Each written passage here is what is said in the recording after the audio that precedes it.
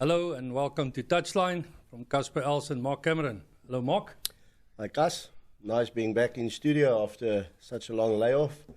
Nice to obviously talk some rugby again. Yeah, talk some rugby. COVID played its trick on us. But first of all, let's start with our 80th episode. Yeah, thank you, Mark. Well done. I need a medal. Yeah, thank you. 80 episodes, and thank you to all our technical staff behind the scenes that nobody sees. It's really a pleasure. And just as a matter of interest, we've got an episode for every minute in a rugby match. That's true. 80th. That's true. Hey. If it doesn't go into extra time. So when we go into extra time, we need to thank our viewers and our listeners as well. If it wasn't for them, we wouldn't be here. 100%. But we will take this into extra time and into the final. So may Touchline continue broadcasting for many another years to come. 180 episodes. So 100%. Let's go. And then a big thank you to SA Legends for the insert in the SA Legends program on Supersport. They featured our book launch that we had earlier this year. Mums and Toti Rugby Club. Mums and Toti Rugby Club. Quite a big feature on there. And the book, The Heart of the Terrier. Books are still available for sale at R300 a book. Visit our website and get yourself a copy of the book. So please visit Mums and Toti Rugby Club.co.za and our online stores. The books are available there. And once again, thank you to SA Legends and Mr. Ian McIntosh in specific. Yeah. And obviously Hollywood Bets. Hollywood Bets, yes. With the proud sponsorship that they came on board with the book. And then just to the viewers or the listeners that haven't had the privilege of reading this book, it's obviously with the history of Mums and Toti Rugby Club over the last 75 years. And it's been an awesome ride. Yes, The Heart of the Terriers, author Mike Greenaway, and published by Kiba Media. Now, Mark, let's move on to Six Nations. We haven't been here for quite a while. It's nearly the next Six Nations. Yeah, it's almost the next Six Nations. We haven't been here, but I would really like to touch on the Six Nations for the simple reason that I think you called it right from day one, where you said the game between France and Ireland will be the decider, and whoever wins that game will probably go on to win the Six Nations, and you were spot on. That was France that beat Ireland in that one, and they went on to win it, and they won the Grand Slam. The big one. First time in 12 years. Yeah. And then, unfortunately, I'm not a betting man, so if I bet on that, maybe I would have made a few euros or dollars. You could have made a bit of money. So, no, just to come back to that, you're 100% right. We called it right off the bat. I think there were a lot of ups and downs, obviously, in that. But France definitely in a class on their own. And well done to them. They have now jumped to second on world rankings, one higher than the All Blacks. One higher than the All Blacks and still one behind South Africa. Excuse me. And we've been clinging to that first place for quite some time.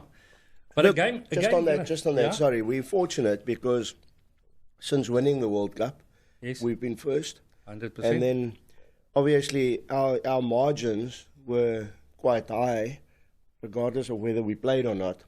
But they've closed that space over the last year or so. Yep. And South Africa have it all to play for. But having said that, that's not what it's about now. It's now preparing for the World Cup, and that's what France is doing. And that's what France is doing. But a game that I wanna touch on is the game between Wales and Italy. Italy actually beating Wales 22-21 in the dying seconds. Yes. And if you just see, well, if you saw, because it's now 2 weeks later. 2 weeks later, yes. I think that was their first game in 36 attempts. Yes. In the Six Nations, which is, I think, 6 years. So well done to them. I mean, they've gone through numerous players, numerous coaches. But we also said in the beginning of the Six Nations, you can see that Italy have turned the page. They've been playing better. There's some games that was very close, and then last one they pulled it off. And having said that, though, Wales obviously felt bad about that. But the Italians have beaten the Box before. Yes, they have.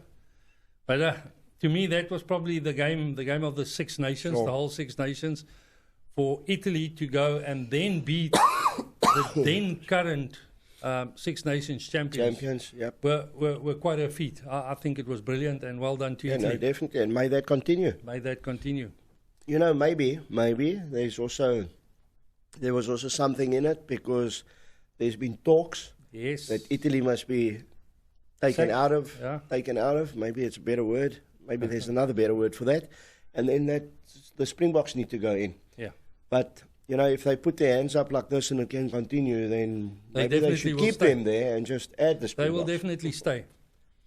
Then if we can move on to URC, United Rugby Championships. Couple of games that were played there. The Bulls versus the Dragons, Sharks, Edinburgh, Stormers, Ulster, and then the Lions, Osprey. I would like to talk about the Lions first. The Lions had a couple of games now in South Africa at Ellis Park that they actually beaten sides that nobody believed they could. And I think the Ospreys game was the one that everybody gave the Lions, but a couple of them prior to that were very good games. Munster. Munster for one. No. And now if you look at them play back in Europe, they're a formidable side. Yeah. No, look, the previous two games, obviously, and hats off to the South African sides. All four our franchises won their games. That's Yes. the first time in our history. Yeah. Sadly, so the past week, the Sharks fell short to Edinburgh. But as you say, the Lions, I mean, when we had the Lions coaching staff in studio, Yes. Ricardo Lobsher spoke about how they've changed and their defensive patterns, Yes. and that they'll get better and better. And then, unfortunately, since then, they've actually regressed. Yeah. And all of a sudden, they started hitting their straps. And, you know, it takes a good side, like the Lions, to come back when they played Munster, now I'm referring to 2 weeks ago, with such a margin, and then come back and win that game. It shows you the self-belief is back. You can see it just in the way they conduct themselves. Previously, we spoke about heads dropping, and when they score, they didn't even look like a side that was celebrating anything. I think they're starting to believe again. And look, for all the franchises, it would start getting more difficult now because the Six Nations is finished. So they will now gain their international players, and we need to tour again. So, but now it's level playing field. So let's see where we go. Then let's talk about the Sharks, Edinburgh. Do you think the conditions had anything to do with that? No, I don't. I honestly don't. We've been talking about this for quite a while, where we've said that somewhere there's something amiss. And the reason why we're saying that is because we've got so many Springboks in the side. We just can't put my finger on it because we don't analyse to that extent. So obviously, Sean Everett and those guys, they'll know exactly what is going on. Over the last few weeks, we've just won games. We haven't really been clinical. Saturday was a prime example. Edinburgh thoroughly deserved their win. You know, we get into key positions on the field, then we either knock it on or there's a turnover. Whether their self-belief as to where they need to play and what they need to do is not there anymore, I don't know. But only the coaching staff will know. Do you think it's got something to do with all the players, the new players that we brought in now, and the rumours of players that's still coming in, that it might cause a bit of uncertainty? Yeah, I don't know if it's entirely like that. They are a professional outfit. I mean, we know some of the players are leaving. Yeah. I think, unfortunately, and we hate to pinpoint players, I think part of where the problem is at fly-off. Yeah. Not necessarily the fly-off itself, but being so fanatic about sport and social media and everyone putting pressure on the fly-off on that specific berth, I think that's part of our problem.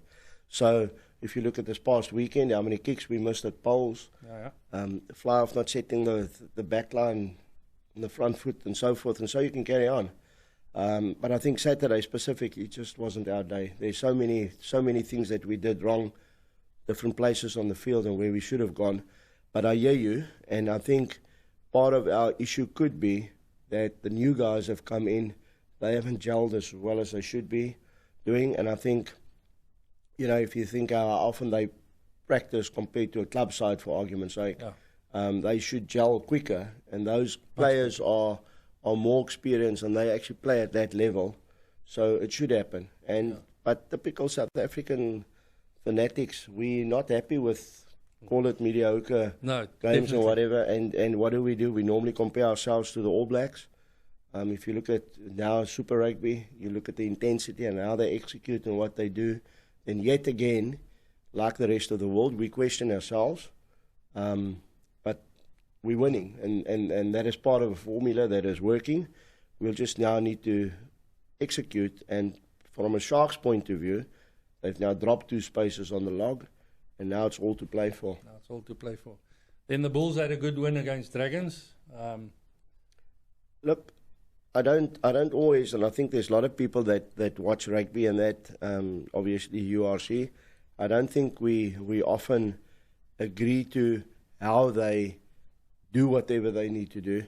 I'm talking about the Bulls now, obviously, and Jake White, but whatever he's doing is working.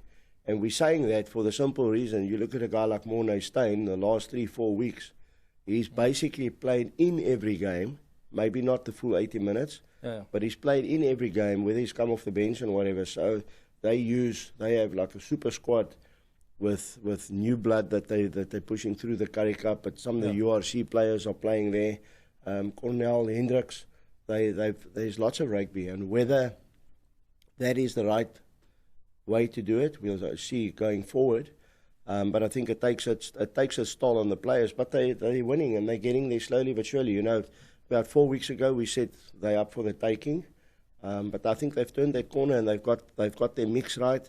There's not many of the provincial sides that actually use that formula. If you look at the Lions, they've definitely got 2 separate squads, and the Lions are battling up until 3 weeks ago. Now the rest of their sides are basically battling where the URC is starting to pick up. So who knows who's right and who's got the right formulas? I don't know. And then Stormers Ulster, that was quite a good game to watch. A good a lot of talk there, obviously. Ulster could have won in the dying minutes of the game. Could have. A big talking point that came up there, I think they took it away from the game, was the 2 number 8s. Yeah. Evan Roos and obviously a good for himself, Dwayne Vermeulen. Yeah. You know, but and I hear there's a lot of talk about who's the best and who's not the best between the two. We've been fortunate to have Evan Roos in studio before. You know, he's a humble youngster and he just wants to play. But I think he would have taken a lot out of that game. I saw that clip on Facebook, his tackle that he made and drove Dwayne back. And the guy that Dwayne is, you know, get up and go on and well done, and that is what they impart. But the Stormers are definitely on the up. They've played some quality rugby over the last few weeks. Their backline is phenomenal. And to beat Ulster, I mean, Ulster's in the top 3, but to beat Ulster is no mean feat. So well done to them. Definitely no mean feat. And then to go on to Currie Cup rugby, also a couple of good games. The Lions against the Blue Bulls, Natal Sharks versus the Free State Cheetahs, and then Western Province Pumas. If we can go to the Western Province Puma game, I think that's a surprise for everybody. Pumas beating Western Province 37-11. Yeah. I think that was a big score. And that's the Pumas away from home. So I think the Pumas are getting to a point now where they're actually showing in the Currie Cup what they can do. Look, yet again, and I say this with utmost respect, we know if you play the Pumas away and you play Griquas away, it's always difficult, whether you got all your Springboks back or not. I think it's always difficult in cases like this, because we're talking Currie Cup now, so all your first choice players were obviously playing in the URC, whereas the Pumas have their first choice players, so it always makes a difference as to who you're selecting and whatever. Having said that, though, Western Province are better than that, and for the Pumas to go to the Cape and to dominate like that, because that's what they did, Well done to Jimmy Stonehouse. I mean, they prepared well for it, and on the day it worked for them, you know. So they made a statement, and they went there, and, you know, to put 37 points past the Western Province, and only allowing them to score 11 points, that's big. Shows you they're a quality side. So let's hope that can continue. And then it seems like the Currie Cup was the away team this weekend. Yeah. This weekend, or on Wednesday. Yeah. The Lions going down to the Bulls travelling to Ellis Park. The Lions going down there. We just spoke about the Lions that did so well in the URC, and now in the Currie Cup they're battling. Yeah, look, I don't, yet again, you know, it's not for us to say what's wrong. We don't know what the real setup is over there. But are they battling, even with the under-20s? Currie Cup is battling. You know, the URC was battling until 3-4 weeks ago. Hopefully they've got that right.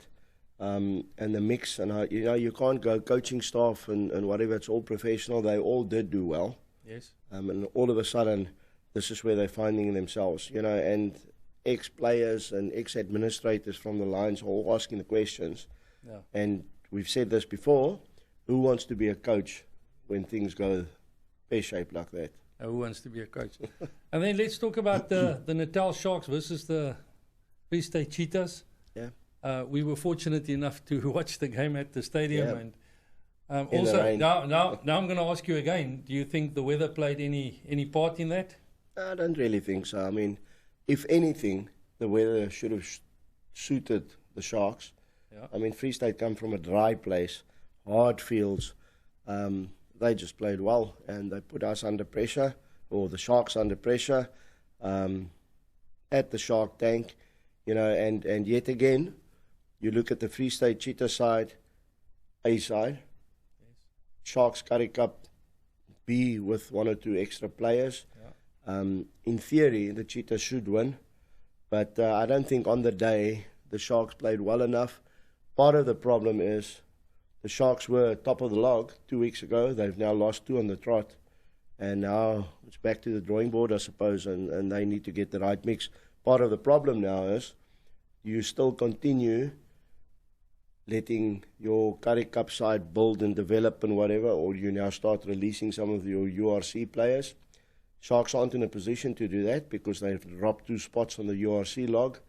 You know, so obviously between Sean Everett and the Currie Cup coaches, there's that happy medium that needs to be set, and they've got two quality sides that need to end at the top, like the Bulls have done over the last 2 seasons.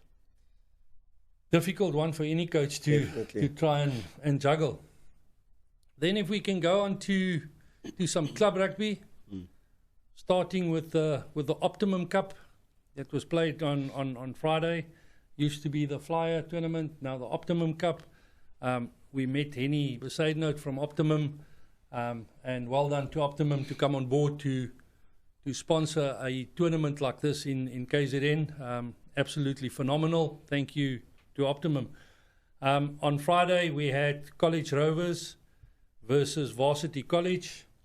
We had Crusaders versus Collegians, Mums and Toti versus Harlequins, and then College Rovers second team versus Westville Old Boys. Your impression on these games? Well, firstly, let's go to the B pool, yes, where Mums and Toti and Harlequins played. First up, always difficult. There's a nice rivalry between those clubs. They're both on the south coast of Durban. You know, there's a rich history between them. And as you can see in the scoreline, that's exactly how it was. And well done to Harlequins. Firstly, we spoke, yes, I think about 4 weeks ago to Westville Old Boys, the head coach, Rob Scott, where they were put in the Premier Division. And then obviously Harlequins came from the 3rd Division into the 1st Division. And I'm assuming, it's only assumption and my take, Optimum sponsors Harlequins, yes, hence the fact that they are part of the Optimum Cup.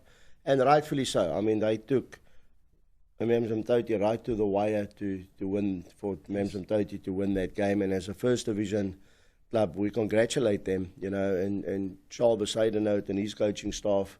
So well done on that. To play a Premier Division side and only lose by 10 points to 14 is also no mean feat. Yes, we do know that Amanzimtoti is busy rebuilding and growing and whatever, but it was a hard fought for them, and well done to Harlequins. So this coming Saturday, Harlequins is now playing Westville Old Boys. Yes. In the 3rd, 4th place, and it will be interesting to see how that goes. And then College Rovers second team versus Westville Old Boys. Westville Old Boys doing very well. Definitely. Moving up to Premier League this year and doing very well. Playing against College Rovers second team, I think they done themselves proud. No, definitely. Look, they weren't happy. I think Westville obviously backed themselves to win. But we do know it's not easy playing against College Rovers and all the top Premier Division sides. Yeah. But and it would have been a massive learning curve for Westville, if anything. But I know, as I said, we spoke to a few players after the game. According to Westville players, they weren't on song, and certain things obviously didn't go in their favour.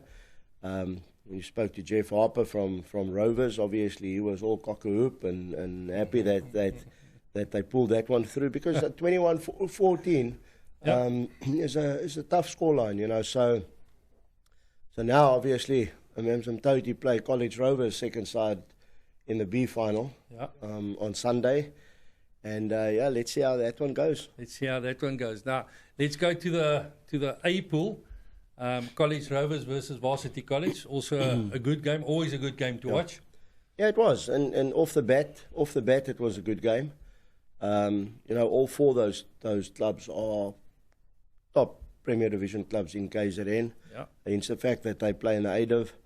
And, you know, if you go according to history, then it's probably the right outcome. Yeah. Of course, the Rovers in general are the club champs and obviously the leaders in KZN, but Varsity College played well. They took it to Rovers as per normal. We know those top clubs don't shy away, and they work hard, and they do whatever they need to do, and it's going to be interesting this coming weekend. Yeah, and then the sad one was the Crusaders Collegians that was stopped before halftime and cancelled completely. And unfortunately, both those sides won't participate any further. Look, I don't really want to go into detail with that. Obviously, there's still a hearing to take place and so on and so forth. But you know, at the time when the game was stopped, Collegians were leading Crusaders, and then unfortunately there was a foul tackle or foul play that took part, and then, you know, the wheels fell off a little bit, and the referee stopped the game pre-half-time. And yeah, as I said, I don't want to really talk about that. I think it's not good for club rugby. It's not Definitely good for rugby in general. And maybe next week we can have a chat once the hearing is done and the outcome we reached. Sadly, both those teams won't play in the finals of the Optimum Cup. Definitely. And then club rugby in general in KZN is now in full flight. Almost every single club has got warm-up games against the next, and there's a whole host of tournaments going on. If we can just go back a week prior to the Optimum Cup, we participated, or Amanzimtoti participated in the Ronnie van Rooyen at Harlequins, and also brilliant, and well done to Harlequins for hosting the Ronnie van Rooyen. It's an annual event, and I think Toti did themselves proud there. Yeah, look, obviously we know Toti is, as I said earlier, is in a rebuilding phase, but we played against South Coast Warriors, and you need to give them credit, and well done to them. Yet again, they took it to the wire. I'm smiling because everyone gave different scorelines, so a scoreline that came up twice was 31-29 to South Coast Warriors, 31-29 to Amanzimtoti, and then the referee said 29 all. Yeah. So I suppose that's where you go. I can confirm that both teams scored 5 tries. Yes. So maybe in the past we never used to kick at poles, so maybe we must revert back to that and just try and score tries. But having said that, I think from a first division point of view, South Coast Warriors, and good luck to them. I think they're going to be a handful. Obviously, we know Westwall has now gone up to Premier Division. And good luck to the guys from the South, and may that continue. Definitely. Good luck to all the teams playing in whatever tournament you're playing now, and going into the league quite or shortly. Yeah, end of April we start. Yeah, the league starting shortly, and good luck to all the teams. I know whether you play Premier League, first, second, or third division, doesn't matter. All of you are rooting for yourself to win that league. So good luck to every single one of you, and also to the administrators and KZNRU, well done, and thank you for getting this season underway. It's a full season, it's a proper season, and we're looking forward to club rugby in KZN. Definitely. I mean, club rugby, if I talk Premier Division, we're going right through to mid-September. Yes. Where normally we finish first week in August. So it's going to be an exciting time with all the new clubs coming through, and that, you know, it's all open. One thing that going away from club rugby a little bit, there's a lot of schoolboy rugby happening at the moment. Yes. There's a lot of tournaments as we speak this week all over South Africa.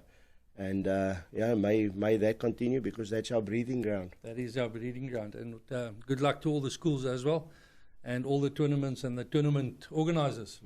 And if I can, very sadly, just send our condolences to Birchley. Yes. Birchley High, they're touring KZN. Two of their boys sadly drowned this weekend in the North Beach here in I nearly said Amanzimtoti, but in Durban. And to them, their families and the team members, and obviously the coaching staff here, thoughts are with you guys, and it's very sad. Very sad. Yeah, it's always sad to hear.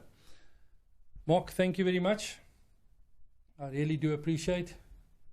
Yeah. Thank you for chatting some rugby again. No, it's about time. I must say I not necessarily missed you, but I missed talking about rugby. So thanks a lot. But that's fine. I can take that one. I always take it on the chin. You know how I dread coming here talking to you. I can't believe. It's always nice chatting rugby. And just to finish off from my side, to the guys, all the guys playing in the Optimum Cup this weekend, regardless of whether you're playing in the finals or not, it's just a privilege to be back on the field, and a privilege to see all these young guys, and even the school group boys we were involved in, to see them back participating, and the camaraderie that is being built there. And you know, hopefully COVID will stay away now, and this may continue, and then let us build to hopefully meet France in the World Cup final next year. Yeah, that's a big one. That's a very big one. I think Flox Sillier will take you on that one. He'll say he wants to meet us, because they did say the South Africans and New Zealanders are the Ferraris and the Lamborghinis of the world. Yeah. And you know, France beat all the Six Nations sides now. They beat New Zealand last year, so they're waiting for us. And let me tell you, if I was the Jacques Nienaber and Rassie Erasmus, I'd try and prepare well, because they are a phenomenal side. They are coming for us. Yeah, it's whichever way. It's just nice to be back on the park and to play and watch rugby. Yes, definitely is. Thank you very much, Mark. Thank you Gus. to our viewers. Thank you for tuning in once again. From myself, Casper Els, and Mark Cameron, have a great rugby week.